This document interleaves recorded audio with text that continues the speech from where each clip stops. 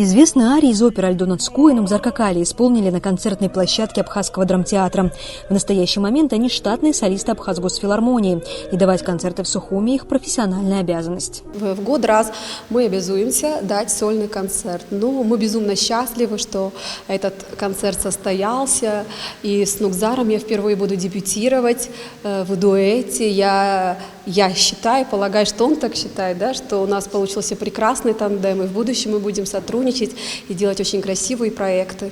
Долгое время из-за пандемии артисты были лишены сцены. Выступление перед публикой – глоток свежего воздуха для артистов, хотя весь карантин они не прекращали репетиции и работы над репертуаром. Надоело сидеть дома, уже, честно говоря, хотелось выйти, и все. Наконец-то это свершилось.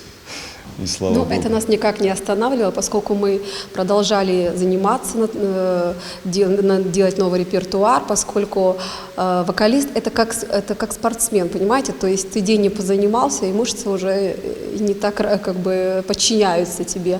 То есть нужно максимально каждый день работать над собой и быть в форме. В зрительном зале концертного зала Абхазского драмтеатра не было ни одного свободного места.